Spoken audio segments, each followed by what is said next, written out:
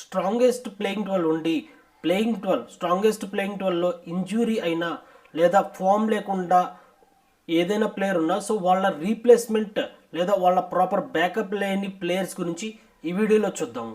Hi friends, welcome to our channel stumps and stitches. So మీలో ఎవరైనా మా ఛానల్ని ఫస్ట్ టైం వస్తున్నట్టయితే do not forget to subscribe to our channel.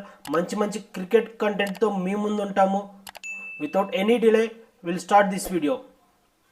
So మనం already last వీడియోలో చెప్పినట్టుగానే లాస్ట్ వీడియోలో హోమ్ కండిషన్స్ బేస్ చేసుకొని 2 టీమ్స్ ఉన్నాయి. సో వాటి అనాలిసిస్ ఏంటని చేసాము. That is nothing but CSK and GT. So ఆ వీడియో ఎవరైనా చూడకపోయింటే చూడండి, link in the description.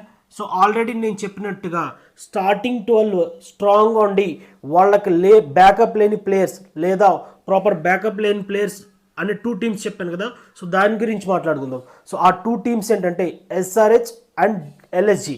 So will start with LSG. So Rahul LSG నుంచి బయటకు వచ్చిన తర్వాత వాళ్ళ ఓనర్ సంజు ఇంకా ఒక స్టేట్మెంట్ ఇచ్చాడు, like we need players who put teams first rather than their personals అని చెప్పాడు. రాహుల్ అసలు బయటికి రావడంలో తప్పలేదు, ఎందుకంటే ఎస్ఆర్హెచ్ మ్యాచ్లో తను లైవ్గా రాహుల్ని తిడతాడు. సో అది కరెక్ట్ కాదు. సో దానివల్ల రాహుల్ బయటకు వచ్చాడు. దాని తర్వాత ఎల్ఎస్జి ఏం చేసింది, 21 CRతో we are retaining Pooran with highest price అని చెప్పి పూరాన్ని రిటైన్ చేసుకున్నారు. దాని తర్వాత మయాంక్ యాదవ్ని రిటైన్ చేసుకున్నారు. అండ్ నెక్స్ట్ అన్క్యాప్డ్ ప్లేయర్స్ కింద మొసిన్ ఖాన్, నెక్స్ట్ ఆయుష్ బోడీని వాళ్ళిద్దరిని రిటైన్ చేసుకున్నారు. సో వాళ్ళిద్దరు రిటైన్ చేసుకున్న తర్వాత వాళ్ళు ఆప్షన్లోకి వచ్చారు. సో మనం ఇప్పుడు వాళ్ళ ఆప్షన్ పిక్స్ ఏంటి, ఆప్షన్లో ఎలాంటి బైస్ చేశారు అనేది మనం చూద్దాం. ఫస్ట్ ఆప్షన్లో ఎలాంటి ప్లేయర్స్ టార్గెట్ చేస్తారు ఏంటి అనేది అనుకున్నారంతా కట్ చేస్తే ఫస్ట్ మార్కెట్ సెట్లో ఆల్మోస్ట్ లాస్ట్లో పంత్ వచ్చాడు. అందరు ఏమనుకున్నారు, పంత్ ఇద్దరు పంజాబ్కి వెళ్తాడు లేదా ఆర్సీబీకి వెళ్తాడు, సిఎస్కేకి వెళ్తారు, ఇలా చాలా రూమర్స్ విన్నాం. But such a shocking, this was not expected from any one. చాలామంది అది ఎక్స్పెక్ట్ చేయలేదు, ఎందుకంటే వాళ్ళ పర్స్ కొంచెం తక్కువగానే ఉంది. ఎందుకంటే ఆల్రెడీ 21 CR పూరానికి స్పెండ్ చేసి వాళ్ళ కెప్టెన్ పూరాన్ అని ఆల్రెడీ వాళ్ళు డిసైడ్ అయ్యారు. బట్ ఆప్షన్లోకి వచ్చి సచ్ ఎ షాకింగ్, వాళ్ళు పంత్ని పిక్ చేసుకున్నారు. So if you observe at a time, అంటే ఆల్మోస్ట్ డీసీ వాళ్ళు ఆర్టీఎం మిస్ చేసుకున్న టైంకి పంత్కి వాళ్ళకున్న బిడ్ 20.25 మాత్రమే. సో 20.25 మాత్రం ఉంది. అండ్ డీసీ వాళ్ళు ఆర్టీఎం యూస్ చేసుకుంటా అన్నారు. బట్ డీసీ వాళ్ళు అసలు ఆర్టీఎం యూస్ చేసుకునే ఛాన్స్ లేదు. వాళ్ళు జస్ట్ ఆర్టీఎం యూస్ చేసుకుంటా అన్నారులే, కానీ దే ఆర్ నాట్ రెడీ. వాళ్ళు 23 CR అన్నా 24 CR అన్నా డీసీ వాళ్ళు ఆర్టీఎం యూస్ చేసేవాళ్ళు కాదు. కానీ సంజీవ్ గోయంకా ఎలా బిడ్ చేశాడంటే ఆల్ టైమ్ హయ్యెస్ట్ మా ప్లేయరే ఉండాలి అన్నట్టుగా పంత్కి 27 CR అని చెప్పి బిడ్ రేస్ చేశాడు. అండ్ దెన్ ఢిల్లీ వాళ్ళు ఏం చేశారు, సో మేము విల్ డ్రాప్. సో అప్పుడు ఢిల్లీ బిడ్ నుంచి వీళ్ళకి 27 CRకి పంత్ వచ్చేసాడు. వీళ్ళ ఓవరాల్ ఆప్షన్ పర్ఫార్మెన్స్ చూస్తే వీళ్ళు Pant, next Miller, Marsh, next Markram, next వాళ్ళు మళ్ళీ అవేష్ ఖాన్ వెనక్కి తెచ్చుకున్నారు. అవేష్ ఖాన్, షాబాజ్ అహ్మద్, అబ్దుల్ సమద్, సో ఇలా చాలామందిని తెచ్చుకున్నారు వెనక్కి. అండ్ నెక్స్ట్ మీరు మిడిల్ ఆర్డర్ చూసుకుంటే, మిడిల్ ఆర్డర్ కానీ లేదా ఫినిషింగ్ చూసుకుంటే, సో మిడిల్ ఆర్డర్లో పంత్ ఉన్నాడు, మిల్లర్ ఉన్నాడు, next Pooran, then we have Abdul Samad, next మనకు ఆయుష్ బడోని ఉన్నారు. So middle order and finishing role చూస్తే చాలా బాగుంది. So we need to see వీళ్ళు వీళ్ళు ఎలా పర్ఫామ్ చేస్తారు అనేది మనం చూడాల్సి ఉంది. నాకు తెలిసి ఓన్లీ ఇండియన్ బౌలర్స్తో వెళ్ళే టీం ఏదైనా ఉందంటే అది ఎల్ఎస్జి మాత్రమే. 4 ఫారిన్ స్లాట్స్ చూస్తే they have Markram, next Miller, Marsh, next Pooran, వీళ్ళే ఉంటారు. వాళ్ళు ఆల్మోస్ట్ టాప్ ప్లేయర్స్ అందరు ఫిక్స్. అండ్ మీకు తెలియని విషయం ఏంటంటే వాళ్ళు ఓన్లీ 6 ఫారిన్ స్లాట్స్నే కొన్నారు. అండ్ నెక్స్ట్ వాళ్ళకున్న మిగిలిపోయిన నెక్స్ట్ స్లాట్ బౌలర్ ఓన్లీ ఒక్కడే ఉన్నాడు, అది షమర్ జోసఫే. సో షమర్ జోసఫ్ కూడా ఇన్ఎక్స్పీరియన్స్. ఆల్మోస్ట్ వీళ్ళే ఉంటారు ఫారెన్ స్లాట్స్. అండ్ మీరు చూసుకున్నట్టయితే వీళ్ళు ఓన్లీ ఇండియన్ బౌలింగ్ లైనప్తోనే వెళ్తారు. అండ్ ఆల్సో అలానే బౌలింగ్ లైనప్ వీక్ ఉందంటే అలా లేదు. ఆల్మోస్ట్ వాళ్ళు రిటైన్ చేసుకున్న ప్లేయర్స్లో 3 ప్లేయర్స్ పక్కా ప్లేయింగ్ లెవెల్లో ఉండే ప్లేయర్సే ఉన్నారు. లైక్ ఫస్ట్ మనకు మయాంక్ యాదవ్, తన స్పీడ్ బట్టి మయాంక్ యాదవ్ ఉన్నాడు. నెక్స్ట్ మొహసిన్ ఖాన్ ఉన్నాడు. నెక్స్ట్ రవి బిష్నాయ్. సో రవి బిష్నాయ్ కూడా. సో వీళ్ళ దాంట్లో 3 ప్లేయర్స్ ఫిక్స్ ఉన్నాడు.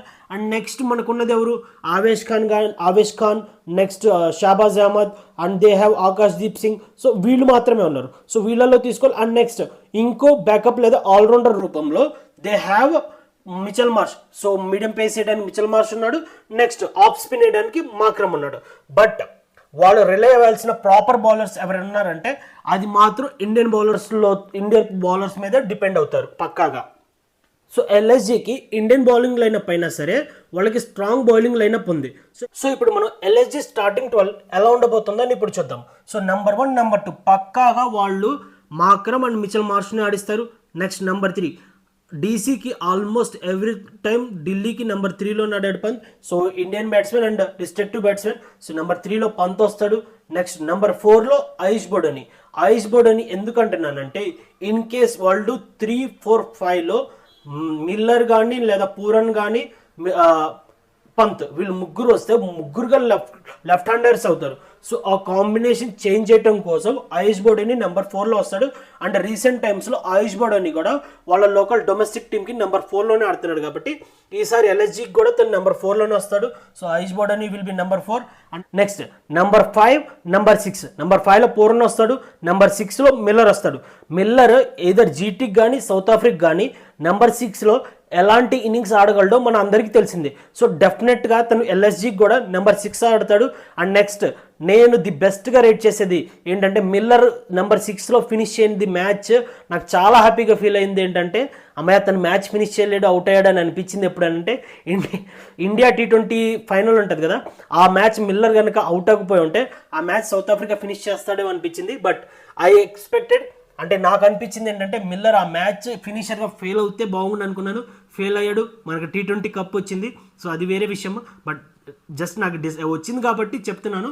So it's not part of that video. But somehow మనము ఐసీసీ ట్రోఫీ డ్రాట్ నుంచి బయటపడ్డాము thanks to Miller. Next number 7లో. సో నెంబర్ 7లో నేను రేట్ చేస్తున్న ప్లేయర్ తిను ఎస్ఆర్హెచ్కి చాలా ఇయర్స్ నుంచి ఉన్నాడు.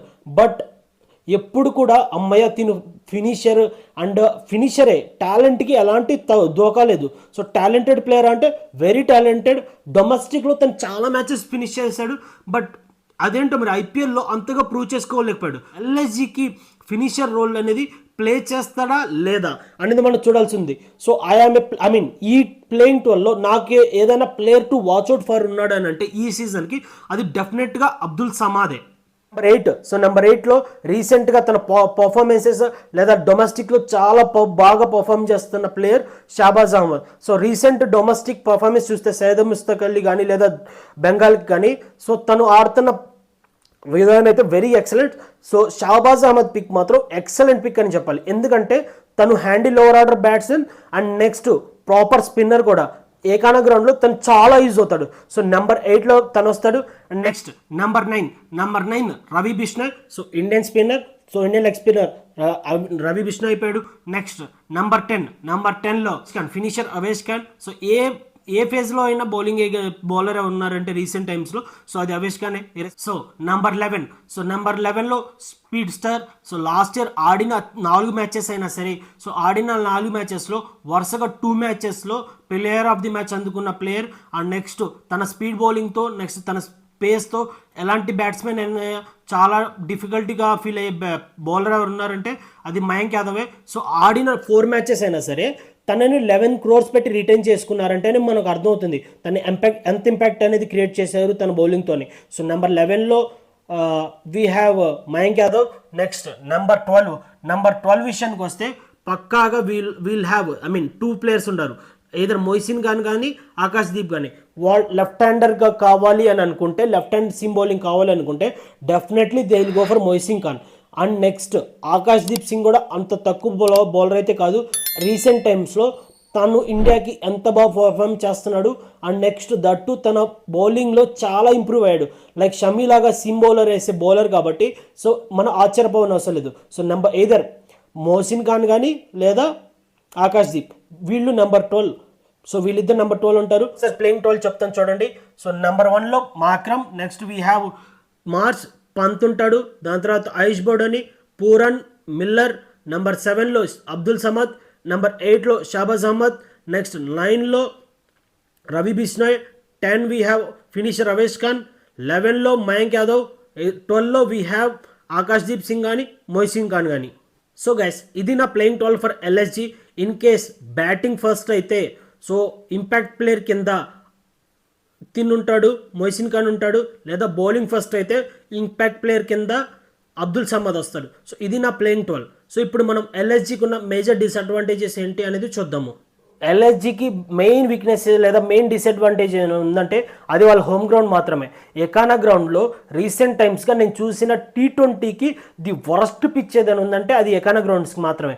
Last year like 120s 130s ఈ రేంజ్లోనే scores. And that to imagine, so వాళ్ళకు ఉన్న ప్లేయర్స్ ఎవరు? Pant, next Miller, Pooran, then they have Shahbaz Ahmed. 4 left handers ఉన్నారు. సో ఈ 4 లెఫ్ట్ హ్యాండర్స్లో ఏకానా గ్రౌండ్లో ఆఫ్ స్పిన్నర్ వేస్తే ఎలా ఉంటుందని మీరే ఊహించుకోండి. సో అది నెక్స్ట్ 4 లెఫ్ట్ హ్యాండర్స్ ఉన్నారు, దట్ టు స్పిన్కి ఓన్లీ రైట్ హ్యాండర్తో స్పిన్ వేస్తే ఆఫ్ స్పిన్నర్ వేస్తే ఎలా ఉంటుంది? సో అదొక డిసడ్వాంటేజ్. నెక్స్ట్ ఇంకో డిసడ్వాంటేజ్ ఏంటంటే వాళ్ళకి ఎక్స్పీరియన్స్ అయిన ఫాస్ట్ బౌలర్ ఎవరు లేరు, అంటే in the sense foreign fast bowler. So foreign fast చూసుకున్నట్టయితే ఇదంతా యంగ్ టీమే, యంగ్ బౌలర్స్ టీమ్ కాబట్టి వాళ్ళకి ఎక్స్పీరియన్స్ ఫారిన్ ఫాస్ట్ బౌలర్ అనేది ఎవరు లేరు. They should handle everything with Indian fast bowlers only. ఇంకో విషయం ఏంటంటే వీళ్ళకి బ్యాకప్ కూడా పెద్దగా లేరు. అండ్ నెక్స్ట్ ఇన్ కేస్ వాళ్ళకి కనుక ఎవరైనా ఫారిన్ బ్యాట్స్మెన్కి ఇంజురీ అయితే తనకు రీప్లేస్ చేయడానికి పెద్ద బ్యాట్స్మెన్ ఎవరు లేరు, ఫారిన్ బ్యాట్స్మెన్. ఇండియన్ బ్యాకప్స్ కూడా వాళ్ళకి పెద్దగా లేరు అని చెప్పవాలి. అర్షిన్ కుల్కర్ని ఉన్నాడు, తను top order batsmen plus fast bowler, I mean ఆల్రౌండర్గా మాత్రమే తను యూజ్ అవుతాడు. మనం చూసుకున్నట్టయితే తన ప్లేయింగ్ లెవెన్లో దొరికే ఛాన్సే లేదు. సో ఐ మీన్ ప్లేయింగ్ లెవెన్లో తన ఛాన్స్ ఉంటుంది అంటే అది లేదు. ఇన్ కేస్ అది ఇంజురీ అయ్యి తనకి కాంబినేషన్ సెట్ అయితే కనుక దట్టు మార్చ్ని మార్చాల్సి వస్తుంది.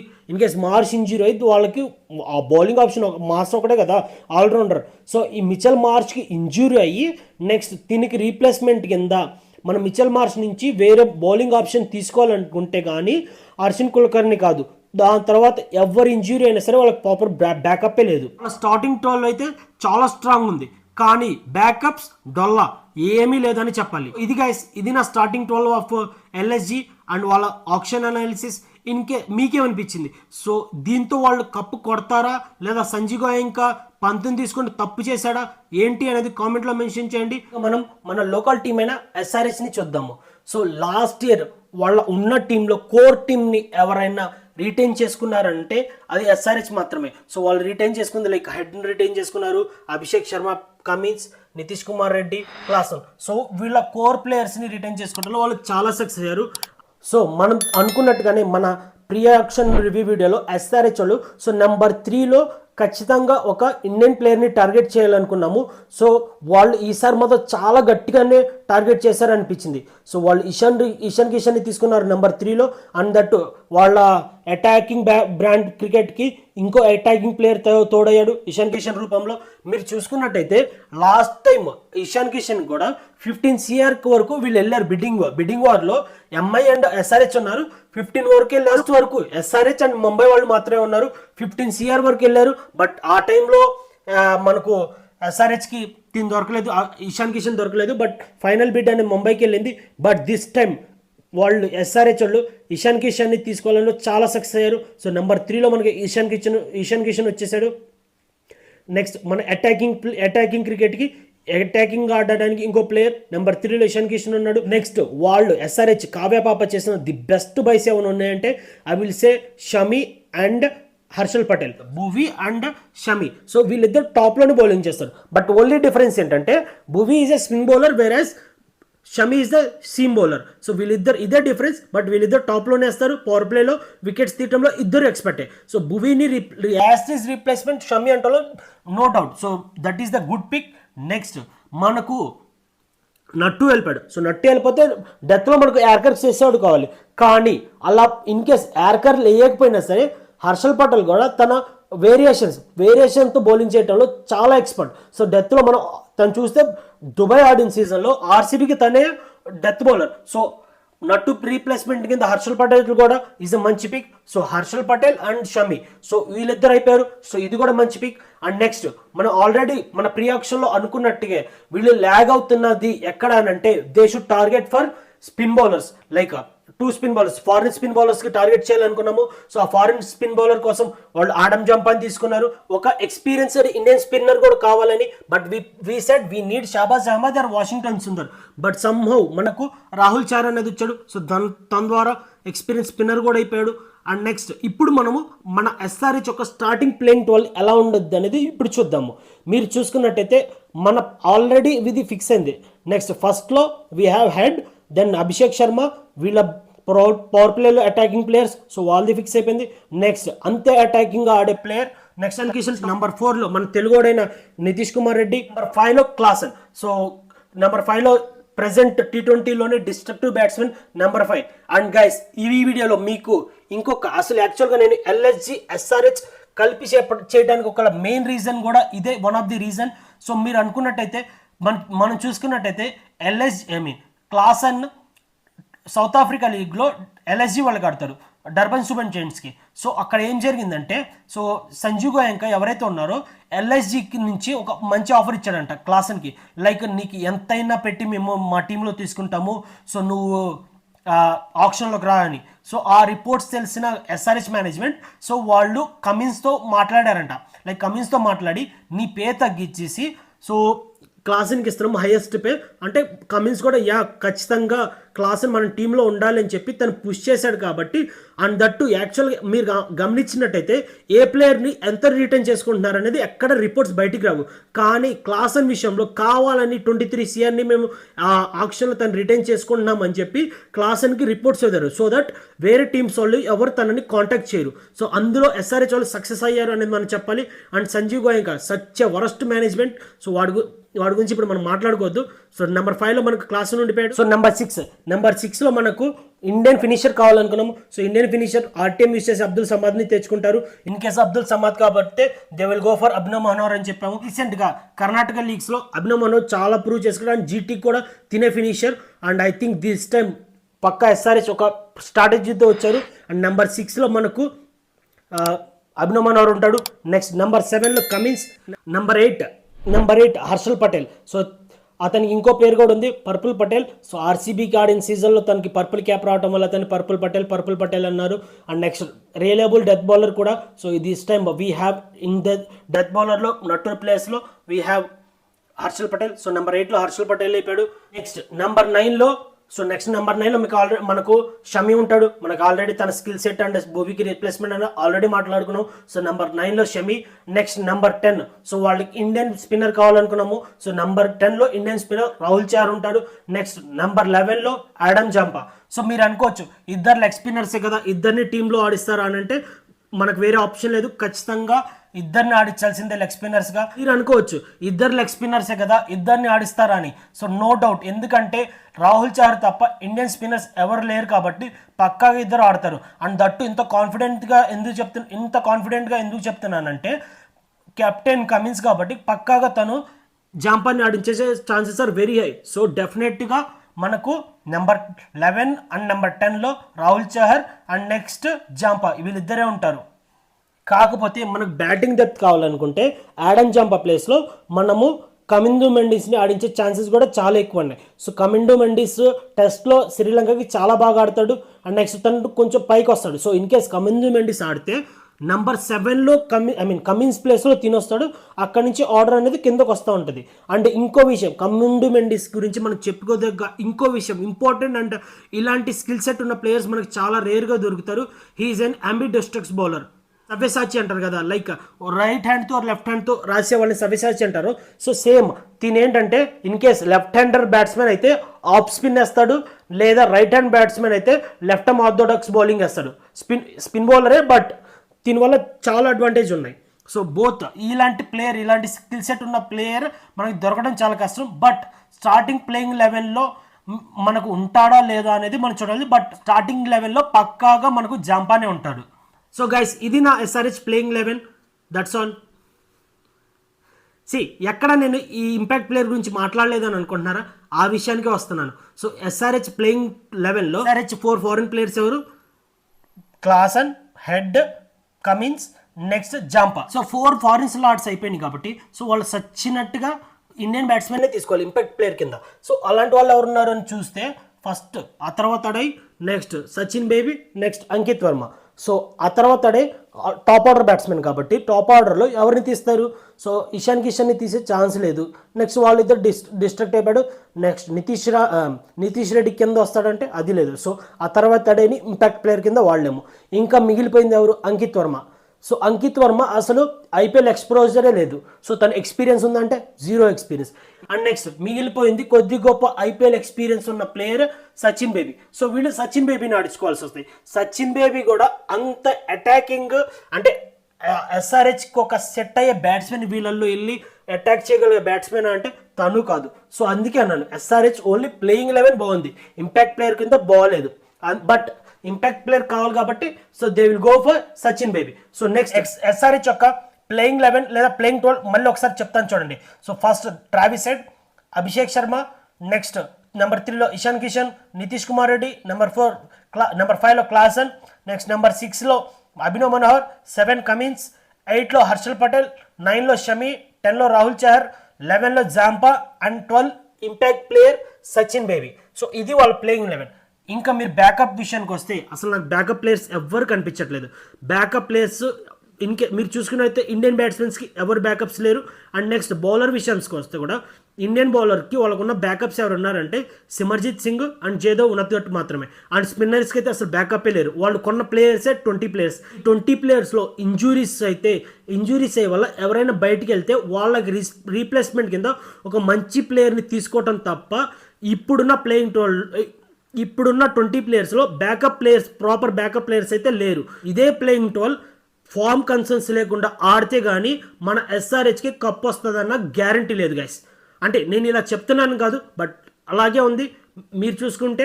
అండ్ నెక్స్ట్ ఈ గ్యాప్లో ఎక్కడైనా డిస్ట్రక్టివ్ మనకు ఆల్రెడీ లాస్ట్ ఇయర్ చూసాము కొలాప్స్ అయితే అందరు కొలాప్స్ అవుతారు. సో అది కూడా ఒకటి ఉంది major concern. But that will not, అది ఒక పెద్ద మేజర్ కన్సర్న్ కాదు. బట్ మేజర్ కన్సర్న్ ఏంటంటే వాళ్ళ బ్యాకప్ ప్లేయర్స్ అయితే ఎవరు లేరు. So that's all guys, that's all from this video. So మీకేమనిపిస్తుంది? సో ఈ ప్లేయింగ్ 12తో ఎస్ఆర్హెచ్ అనేది కప్పు కొడుతుందా లేదా అనేది కామెంట్లో మెన్షన్ చేయండి.